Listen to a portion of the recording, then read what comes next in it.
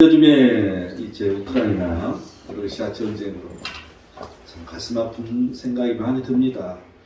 그런데 여러분, 그게 우리의 현실, 금방 우리에게 돌아올 수 있다는 이 사실을 생각나게 합니다. 그러면서 생각해 봅니다. 그들은 모두 기독교의 나라입니다. 근데 왜 이런 일들이 있는 것일까? 그들은 모두 다 동방 종교회를 믿는 사람들입니다.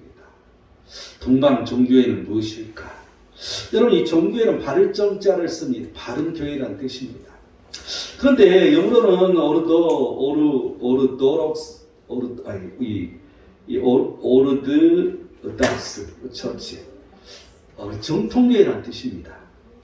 이 라틴어로는 에클레시안 오르토독사, 그래서 정통교회, 자기들이 정통이라는 것이죠. 여러분, 이 종교회를 우리가 무시할 수가 없습니다. 이 종교회는 이 사도들에게 자기들이 이어받은 정통성이 있다는 거죠. 여러분, 가만히 생각해 보세요. 이 로마의 캐톨릭은, 캐톨릭은 원래 로마의 종교입니다. 그래서 서로마를 말하는 것이죠. 근데 그들은 누가 있어요? 사도가 바울밖에 없어요. 베드로밖에 없어요. 베드로도 오래 있지 못했죠. 물론 바울도 오래 있지 못했지만, 그래서 그들은 이 정통성이 그 두 사람이지만, 이 동방 교회들은 이 예수님의 동생인 야고보 사도부터 시작해서 예수님의 모든 제자들, 모든 사도들이 거기에 사역을 했다는 사실입니다. 그래서 이 사도 바울도 또한 마찬가지였던 거죠. 그 사도 바울이 훨씬 많이 사역했던 것이 동방이었습니다. 그래서 정통이 있는 것이죠. 그래서 이 정통교회라고 그들은 말합니다. 그런데 이 정통교회라고 말하는데 그들의 삶은 어떤 것인가를 한번 살펴보면요. 내가 종종 여러분에게 그런 설명을 많이 했을 것입니다. 내가 가서 그들하고 같이 예배를 드려보니까 그들은 4시간 서서 예배를 드립니다. 우리하고는 게임도 안 되죠. 우리는 그냥 1시간만 지나면 몸이 빌빌 꺼이고 이게 습관이 들어가지고 이런데, 이 사람들은 4시간을 그냥 앉아서 예배 드리는 게 아니라 서서 예배를 드린다는 사실이에요. 그러면 그들이 정말 믿음 있는 사람인가? 진짜 하나님을 믿는 사람이잖아요. 그렇지 않습니까? 우리보다 훨씬 더 위대한 신앙을 갖는 사람, 이렇게 느껴집니다. 그들의 예배를 드려보면요, 얼마나 웅장한지 알 수 없습니다. 얼마나 아름답게 예배를 드리는지 알 수 없습니다.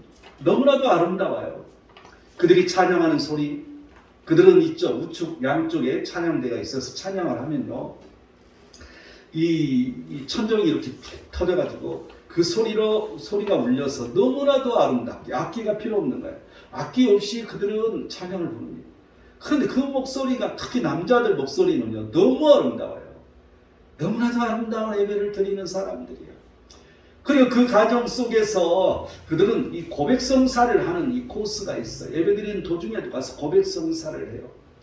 지금도 내가 잊혀지지 않는 게, 그 목사님은 이제 신부이 황금 망토를 탁 입고 고백성사를 하려고 고개를 숙이면 황금 망토를 탁 덮어줍니다. 그리고 그 속에서 죄를 고백합니다. 그리고 또한 그 신부는 죄를 용서하는 것이죠. 여러분, 이러한 과정들 너무나도 아름다운 예배였습니다. 또한 지성소가 확실하게 있습니다. 하나님 계신 곳. 그래서 이 황금 철장이 있어서 그 안에는 아무도 들어갈 수 없이 오직 그 주임 신부만 들어가 있는 거죠. 이렇게 확실하게 이 성경대로 예배를 드리는 그사람들에게 이 캐톨릭도 마찬가지지만 중요한 것은 세례성사, 견진성사, 성체, 성열성사, 신품성사, 그리고 또한 고백성사, 결혼성사, 성유성사, 여러분 7가지의 이 성사가 있습니다. 우리 개신교는 다 없애버렸죠. 어떻게 생각하면 그들은 이 예배를 드리는 이런 의식, 그리고 또한 이 교회 생활을 하는 이런 의식은 예식이라는 거죠. 예식. 그래서 그들은 나중에는 교회를 안 나가도 이런 예식만 참여하면 그들은 크리스찬입니다. 그들은 세례 의식만 참여해서 세례를 받으면 평생 교회 안 나가도 나는 크리스찬이라고 자신 있게 말합니다. 삶 속에 그런 예식, 문화만 스며들어 있는 거죠. 그런데 진정으로 예수 그리스도를 믿는 이러한 사고, 또한 삶, 이런 것들이 젖어 있지 않다는 것을 우리는 느낄 수 있습니다. 뭐가 문제일까? 나는 그 예배 속에서 이상한 점을 발견했습니다. 예배에 말씀을 선포하는 것이 없습니다. 그냥 성경을 한 사람이 대표로 나와서, 물론 신부죠. 너무나도 아름다운 라틴어로 그들은 성경을 읽습니다. 성경을 선포하는 것이죠. 얼마나 아름다운 소리인지. 라틴어 소리가 정말 아름다워요, 여러분. 그래서 캐톨릭도 라틴어로 주로 이런 예식을 하는 걸 볼 수 있죠. 그럼 그 소리가 참 아름다워요.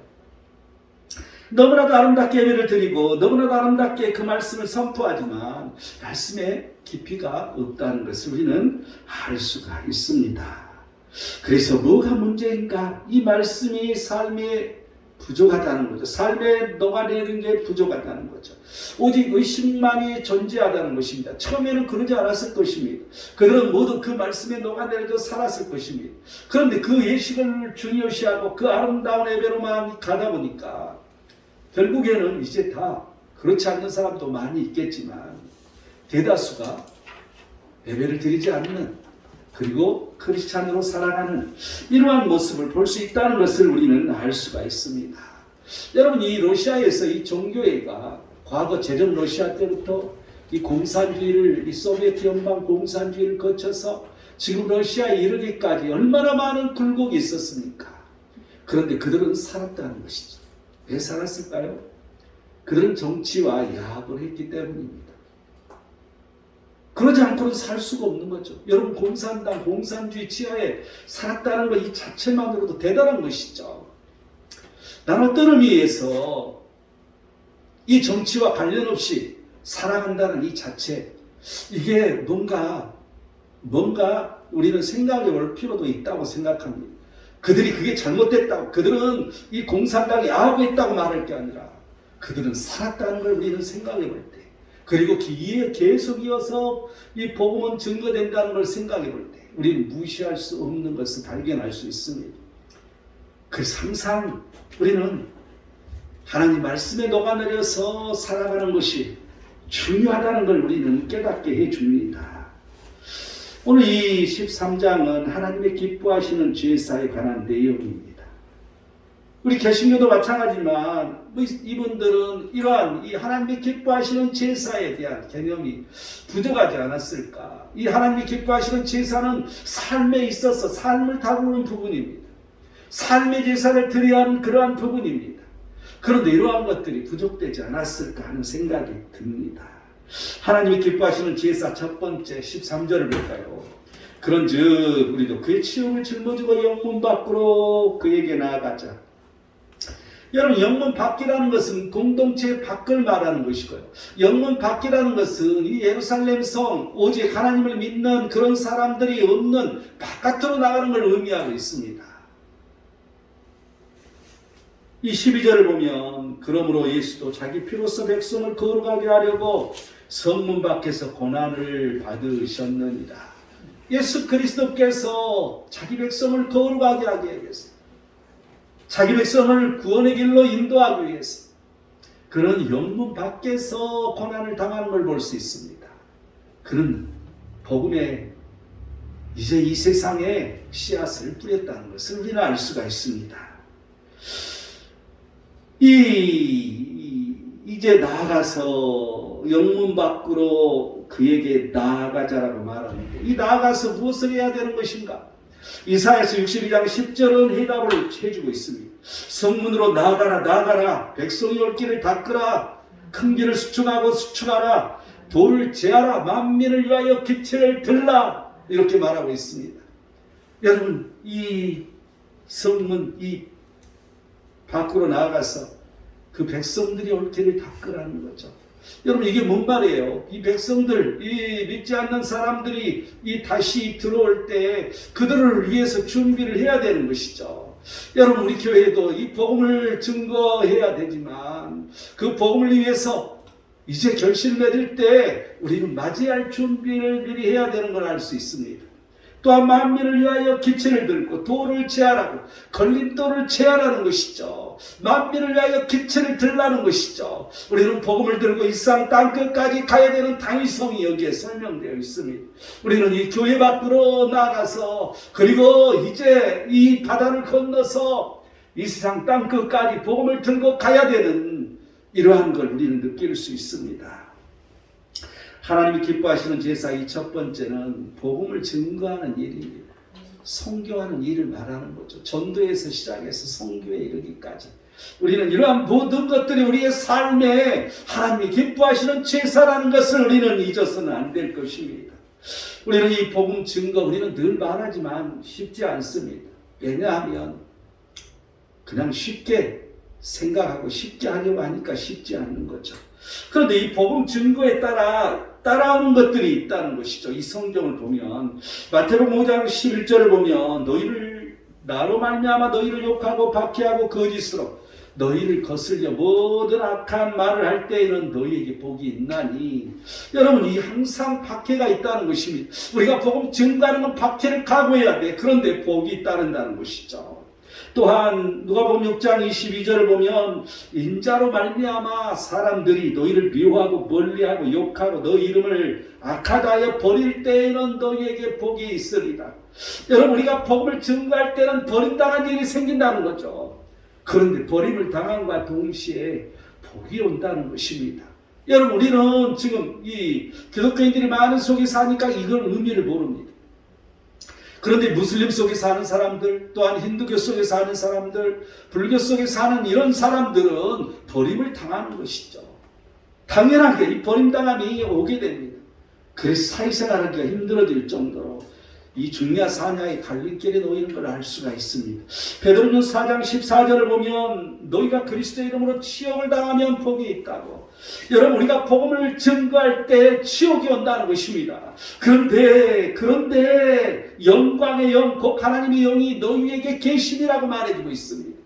하나님의 영이, 영광의 영이 우리에게 임한다는 것이죠. 또한 요한계시록 14장 14절에서 16절을 보면 이제 이 구름이 앉아있는 이가 이렇게 나타나요. 그 금멸관을 쓰고 계신 이가 나타나는데 그 손에 예리한 낫을 들었다고 말해주고 있습니다.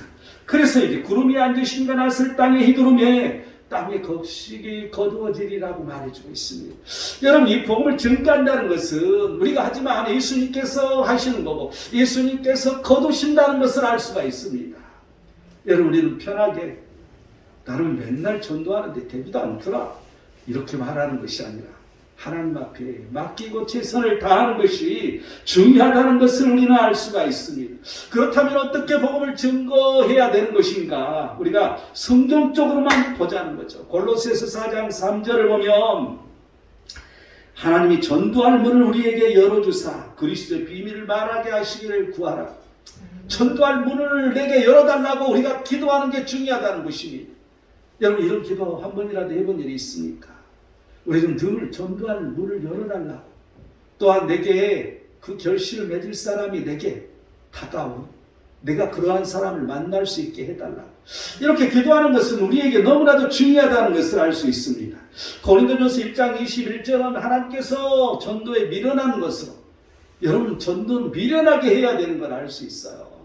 너무 머리를 써서 이게 아니라 미련하게 그냥 꾸준히 끈기 있게 누가 뭐라고 하든 말든 하는 게 전도라는 것입니다.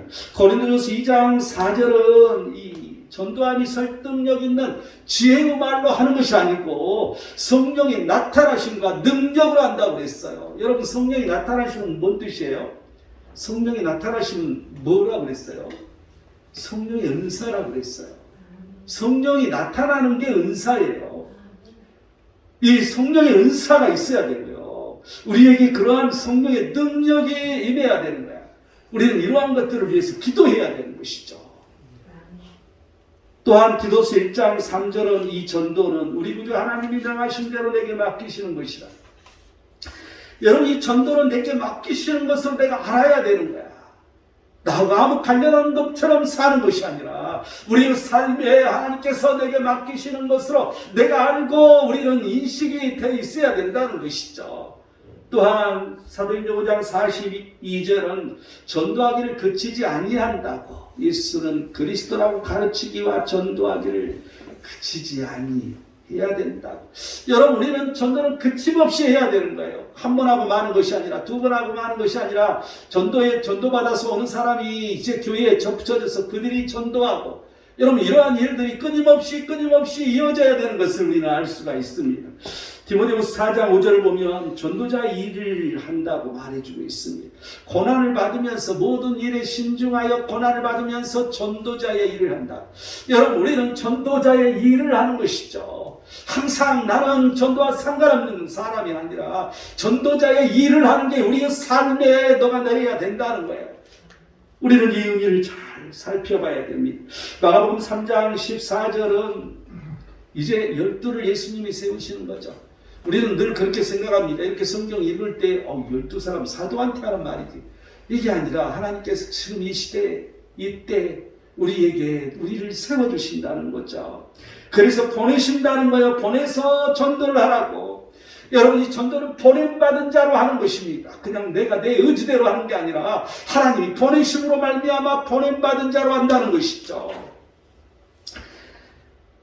이사야서 61장 6절을 보면 너희가 이방 나라의 재물을 먹으며 그들의 영광을 얻어 자랑할 것이라고 말하는데, 그 전에 너희는 우리의 봉사자라 할 것이라고 말해주고 있어요. 그런데 그 전에 너희는 여호와의 제사장이라고 일컬음을 받으리라고.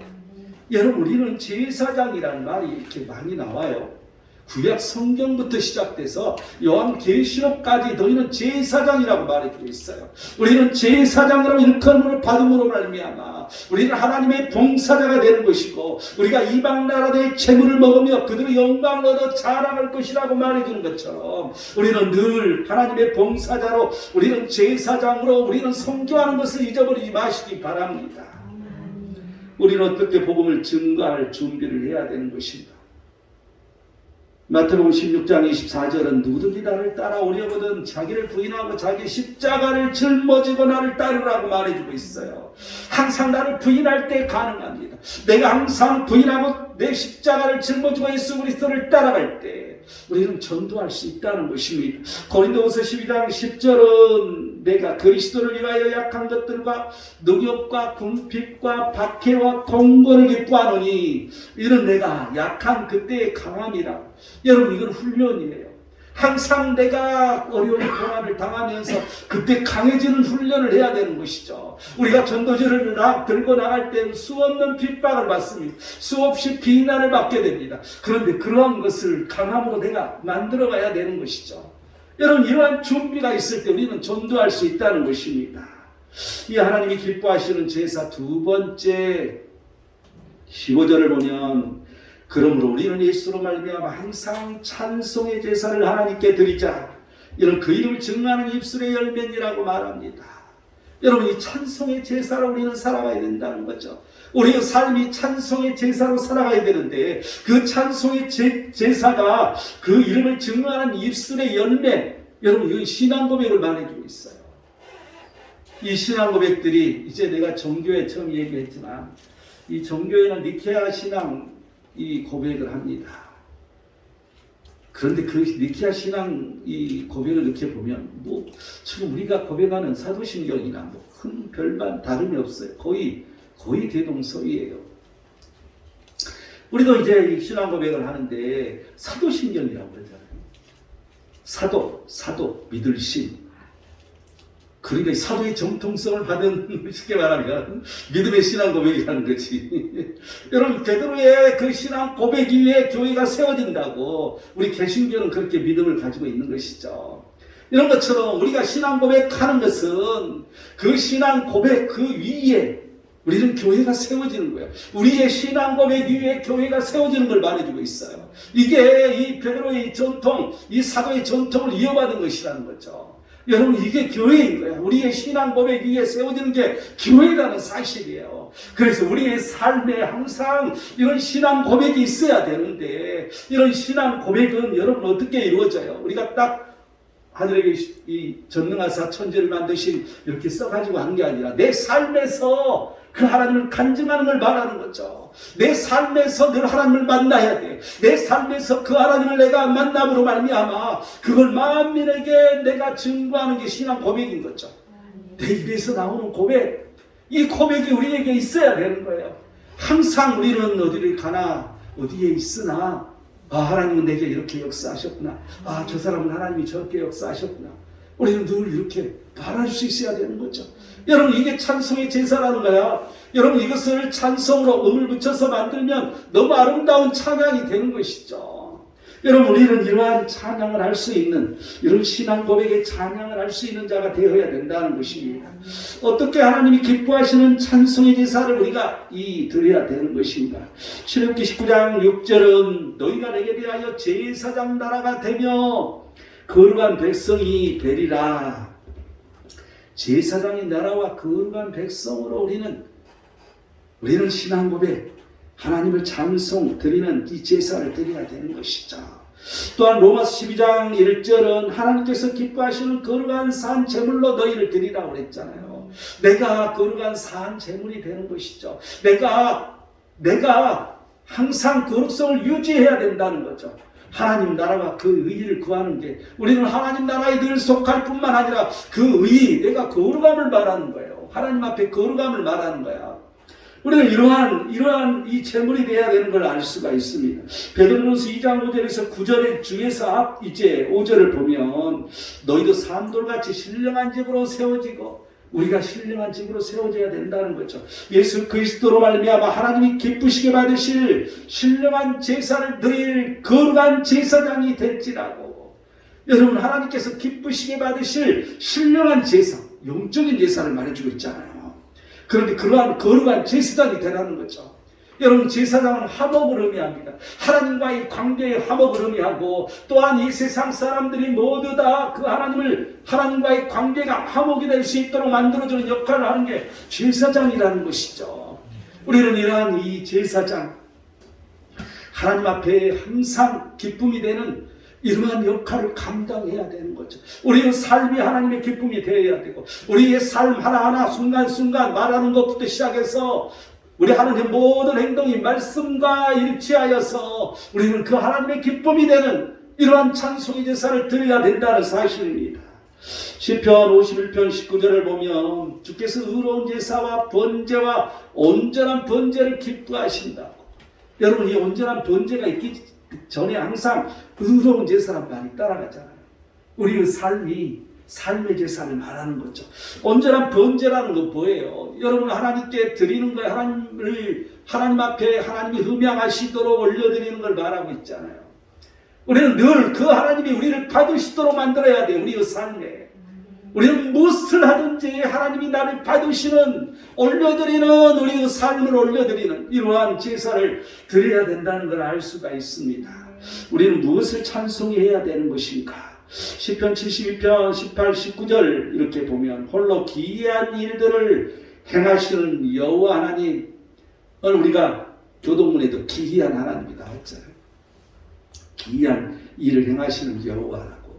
근데 이처럼 기이한 일들을 행하시는 여호와 하나님, 또 그 영원한 이름을 영원히 찬송할지어다.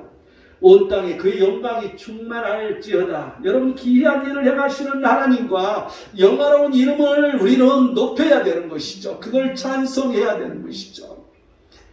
항상 우리는 그러한 걸 깨달을 때 가능합니다. 내가 그걸 알았을 때 내 입술이 그렇게 찬송할 수 있는 거죠. 다니엘 4장 34절을 보면 이 느부갓네살 왕이 이제 미쳐가지고 제정신이 돌아왔을 때 얘기야. 그래서 느부갓네살이 하늘을 우러러 보았더니 내 총명이 다시 내게로 돌아온지라. 이에 내가 지극히 높으신 이에게 감사하며 영생한 이를 찬양하고 경배하였으니 그 권세는 영원한 권세여 그 나라는 대대에 이르리로다고. 하나님을 알지도 못하는 이 사람이 고백하는 걸 볼 수 있습니다.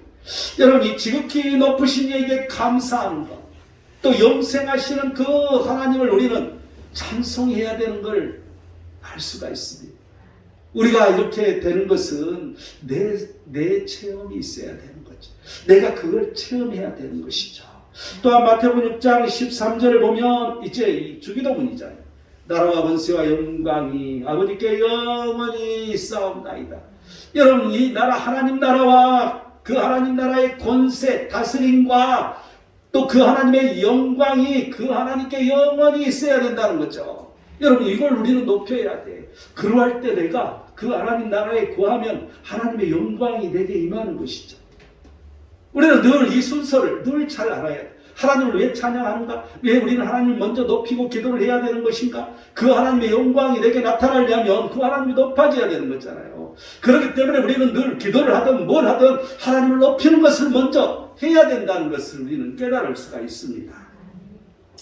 디모데전서 6장 16절을 보면 이제 이 존귀와 영원한 권능을 돌릴지어다 아멘 이렇게 말합니다. 여러분, 존귀라고 또 영원한 권능, 이것을 하나님 앞에 돌린다. 여러분, 그게 뭔 말일까? 돌린다는 여기 있는 것을 이게 다시 준다는 말이잖아요. 여러분, 우리는 그렇게 살아야 되는 거예요. 하나님의 그 존귀가 우리에게 임하고 또 그 영원한 권능이 우리에게 임하는 거야. 그래서 그 내가 받은 그러한 것들을 하나님 앞에 드리는 걸 말하는 거죠. 내게 그러한 일이 일어났어. 그런데 그것이 내가 하는 것이 아니라 내 힘으로 했던 것이 아니라 하나님께 하셨음을 그분에게 돌리는 걸 말해주고 있어요. 여러분, 내가 직장생활을 하는데, 내가 사업을 하는데 아이고 안 되는 것 같아. 근데 돌이켜보면 하나님께서 나를 도와주시고 함께 해주시는 그런 흔적들을 수없이 중간중간 느낄 수 있습니다. 여러분, 그러한 것을 하나님이 하셨습니다 하고 하나님 앞에 영광을 돌리는 걸 의미합니다. 여러분, 이 삶을 우리가 가지고 있을 때 그 하나님께서는 더해 주시는 은혜, 항상 하나님은 더해 주신다고 말씀하시잖아요. 더하여 주는 그 은혜가 우리에게 온다는 것이죠. 빌립보서 2장 11절을 보면 모든 입으로 예수 그리스도를 주라 시인하여 하나님 아버지께 영광을 돌리게 하셨느니라. 중요한 것은 항상 그리스도가 주라고 시인하는 게 중요해요. 그런데 우리는 그거 알고 있으면서 그런 말을 굳이 할 필요 있어? 다 아는 건데, 그게 아니라 항상 하나님이 하셨습니다. 하나님이 나의 주인이셔서 이렇게 하셨습니다. 이걸 시인하는 게 아주 중요하다는 거죠. 그게 바로 하나님 아버지께 영광을 돌리는 것이라는 것이죠. 또 요한계시록 5장 12절을 보면, 오늘 이제 5장을 우리가 오늘 오후에 하는데요. 12절까지는 안 가겠네요. 길어가지고 반만 해야 되는데, 그런데 이게 쭉 계속 나와요. 어린 양은 능력과 부와 지혜와 힘과 존귀와 영광과 찬송을 받으시기에 합당한, 여러분, 우리가 기도할 때 항상 하나님은 내 찬양을 받으시기에 합당하시고, 하나님은 내 영광을 받으시기에 합당하시고, 하나님은 부와 지혜와 힘과 존귀를 받으시기에 합당하시고, 하나님은 능력을 받으시기에 합당하시다고 이 기도를 꼭 해야 돼요, 여러분. 그러할 때 그게 합당하신 그분이 내게 주실 거 아니에요. 여러분, 이걸 늘 우리는 강조해야 됩니다. 그래서 이제 내일부터 우리가 40일 작정기도 들어가는데, 내가 전에 있던 기도문들을 손질하면서 제일 앞에다 항상 하나님을 높이는 그걸 내가 집어넣었어요. 그 생각이 들더라고요. 이번에는 아주 그게 중요한 것 같다. 그래서 하나님 앞에 영광 돌리는 것을 앞부분에 놓고 꼭 시작하자. 이런 생각이 내가 들어서 이 수정들을 많이 했습니다. 이사야서 61장 3절을 보면 찬송의 옷으로 그 근심을 대신하신다고. 여러분, 이 찬송의 옷, 우리는 찬송의 옷으로 우리 근심을 대신하게, 여러분, 그 예수 그리스도께서 우리에게 오심으로 말미암아 우리는 그 하나님을 찬송할 때, 여러분, 하나님의 근심이 없어지고 또한 나의 근심이 사라지는 이러한 일들을 맛볼 수 있어야 되는 것을 여러분 기억하시기 바랍니다. 마지막으로 이제 하나님이 기뻐하시는 제사 세 번째 16절을 보면, 오직 선을 행함과 서로 나누어 주기를 잊지 말라. 하나님 이 같은 제사를 기뻐하시느니라. 세 번째는 선을 행하는 거예요. 여러분, 그런데 종교마다 다 선을 중요시합니다. 이 몽골에 가서 우리가 전도해 보면요, 몽골 사람들은 라마불교를 믿는 사람들이에요. 그래서 철저하게 자기들이 마음에 들면 자기 집으로 다 들어오라고. 그래서 다 먹을 것을 내줘요. 여러분 이 서구 잘 사는 나라 가면 그런 일이 없어. 대문만 문 열고 들어왔다면 큰일 나는 거야. 난리를 치는 거죠. 화를 내고. 그런데 이런 몽골 사람들은 그냥 문을 두들고 그냥 들어가서 인사하고, 그리고 나서 이제 이렇게 이 복음을 전하면 또 복음을 전하기 전에도 들어오라고 그래, 들어오라고. 그래서 먹을 걸 줘요. 거의 다 요구르트를 주더라고. 우리처럼 요구르트 물로 된 게 아니라 과자처럼 만들어지는 요구르트가 여러 가지가 많아요. 수없는 종류가 있어. 근데 그걸 다 내놔, 사람들은. 여러분 참 불교 믿는 사람들이야. 그런데 그들은 참 선이라는 게 철저하게 박혀 있는 사람들이에요. 여러분 여러 나라 가도 물론 가난한 나라는 좀 그런 게 뒤떨어지지만 다른 종교를 믿는 사람들도 선을 다 행해요. 우리가 인도로 갔을 때 시크교를 믿는 그 지역에 가서 복음을 전하는데 우리 사람들을 자기 집에다가 다 채워줬어. 집이 엄청 크더라고. 대리석으로 번짝번짝 생긴 집이야. 나는 크리스찬인 줄 알았더니 나중에 봤더니 시크교야, 시크교. 여러분 시크교도 얼마나 선행을 중요시하는지 알 수가 없어요. 우리 같으면 이런 잘 사는 이런 서구 같은 나라 같으면 자기 집이 그렇게 크고 그런데 내 집 사람이 어디 있어? 에이 우리 집 들어가지. 안 돼. 저기 덮어내. 이 선이라는 것은 어느 종교나 다 하고 있어요. 그런데 우리는 이 선은 이 지난주에 우리가 그 지난주였습니까? 선은 하나님으로부터 비롯된다고 얘기를 했었잖아요. 그런데 이게 바로 하나님이 기뻐하시는 제사라고 말해주는 건데 우리는 왜 선을 행해야 되는 것인가? 21절을 보면 모든 선한 일에 너희를 온전하게 하사, 오늘 21절 안 읽었죠? 우리 금요기도회 때 이걸 우리가 하다 보니까 너무 은혜가 되더라고. 오늘 같이 또 보겠습니다. 자기 뜻을 행하게 하시고 그 앞에 즐거운 것을 예수 그리스도로 말미암아 우리 가운데 이루시기를 원한다.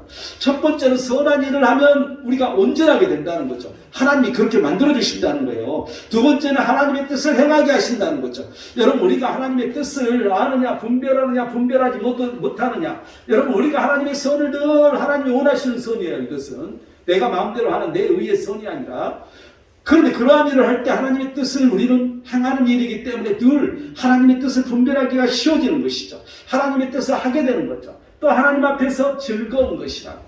우리가 하나님의 선을 늘 행할 때 이런 내게 유익한 점이 온다는 것입니다. 선을 행하면 남에게 내가 주기만 한 것이 아니라 내게 이러한 유익이 온다는 것이죠.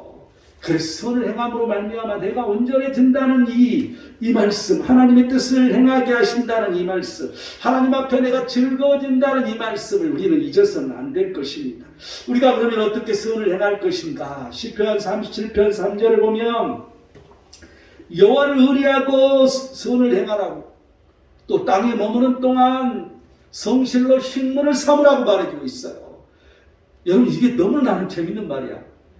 나 늘 기도할 때 나 이런 기도를 많이 하는데 성실, 하나님의 성실.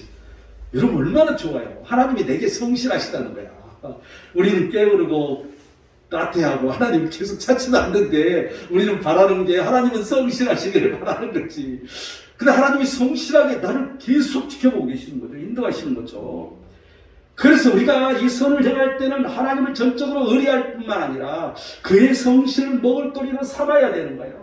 그 하나님의 성실하심이, 그 하나님의 역사하심이 계속해서 진행할 수 있도록 만들어야 되는 거죠. 그래서 선은 내가 하는 것이 아니라 하나님이 하는 것이고, 선은 내 이름으로 하는 것이 아니라 교회 이름으로 하는 것이 더 바람직하다고 말하는 것은 교회는 그리스도의 몸이기 때문에, 그래서 우리는 교회 이름으로 하는 것이죠. 보통 이 의미를 우리는 잘 되새겨야 됩니다. 베드로전서 4장 11절은 하나님이 공급하신 힘으로 해야 된다. 또한 사도행전 10장 38절을 보면 하나님이 나사렛 예수에게 성령과 능력을 기름 붓듯 하셨다고. 그래서 선한 일을 행하실 뿐만 아니라 마귀에 들린 모든 사람을 고치셨다. 여러분 그래서 하나님이 공급하신 그 힘은 성령과 하나님의 능력을 말해주고 있다는 것을 우리는 알 수가 있습니다. 또한 미가서 6장 8절을 보면 정의를 행하며 인자를 사랑하며 겸손하게 내 하나님과 함께 행하는 것, 이게 바로 하나님께 우리는 그러한 것을 구하는 것이 선한 것이다. 여러분 우리는 늘 정의, 의가 있어야 돼요. 늘 그 하나님 예수 그리스도의 사랑이 있어야 돼요. 늘 우리는 겸손이 있어야 돼요. 또한 하나님과 함께 행해야 된다는 거죠. 우리는 늘 선을 행하면 내가 드러내기를 원해. 내가 했는데 나를 말을 안 해주지. 이런 생각이 든다 할지. 여러분, 이게 자연적인 현상이야. 모든 사람이 그래요. 그런데 내가 한 게 아니라 하나님께서 행하셨다는 이 관점을 늘 이러한 이 우리 속의 습성이 우러나와야 돼. 이렇게 선을 행해야 된다는 것이죠. 또한 베드로전서 3장 13절은 열심으로 선을 행하라고 말해주고 있습니다. 그냥 대충 하는 게 아니라 뭐든지 선을 행할 때는 열심으로 우리는 행해야 된다는 걸 잊어버려서는 안 됩니다. 히브리서 6장 10절을 보면 그의 이름을 위하여 나타난 사랑으로, 여러분, 그의 이름을 위해 나타난 사랑으로, 또한 시편 34편 14절을 보면 악을 버리고 선을 행하며 화평을 찾아 따를지어다라고 말합니다. 여러분, 우리가 선을 행할 때 항상 화평이 있어야 돼요. 그런데 화평이 어긋난 경우도 많이 있어요. 그의 이름을 위하여 나타난 사랑으로 할 때 화평이 이루어지는 거예요. 또한 디모데후서 3장 16, 17절을 보면 이제 성경이 이 감동으로 됐다고, 그래서 교훈과 책망과 바르게 함과 의로 교육하기에 유익하다고 말하면서 이렇게 말합니다. 이는 하나님의 사람을 온전하게 하며 모든 선한 일을 행할 능력을 갖추게 하려 함이라. 여러분, 이 선한 일은 어디서 비롯된다고? 말씀에서. 어디서 뭘 가지고 해야 된다고? 말씀으로. 여러분, 말씀을 표준으로 삼고 우리는 선한 일을 행해야 된다는 것을 우리는 알 수가 있습니다. 베드로전서 2장 20절은 선을 행함으로 고난을 받고 참으면 이는 하나님 앞에 아름다운 일이라고 말해주고 있습니다. 선은 항상 고난이 또한 따를 수밖에 없기 때문에 참으라는 거죠. 인내하라는 거죠. 뭔가 좀 하면 지가 뭐 잘났다고 저렇게 앞설치는 거야? 뭐 이렇게 시작되는 거죠. 시기 질투가 한 마음 나오는 거야. 항상 우리는 그러한 걸 참아야 되는 거예요. 이 선의 방법을 오늘 16절로 말합니다. 오직 선을 행함과 서로 나누어주기를 잊지 말라. 여러분, 나눔에서 선이 시작되는 거예요.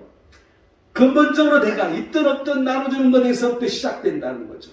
또한 빌립보 4장 14절은 내 괴로움에 함께 참여하였으니 잘하였도다. 뭔 말이에요? 주의 종의 일에 함께하는 게 선의 시작이에요. 주로 이 하나님의 종들이 하는 그 모든 일들이 하나님의 일이기 때문에 그 일에 참여하는 것이 선의 시작이라는 거죠. 또한 갈라디아서 6장 10절은 더욱 믿음의 가정들에게 할지라고. 여러분, 이 다른 이 교회 밖의 사람을 하지 말라는 얘기가 아니라 그들에게도 하되 더욱 믿음의 가정들에게 하라고 말해주고 있어요. 또한 고린도후서 9장 12절을 보면 봉사의 직무로 감당해야 된다는 것이죠.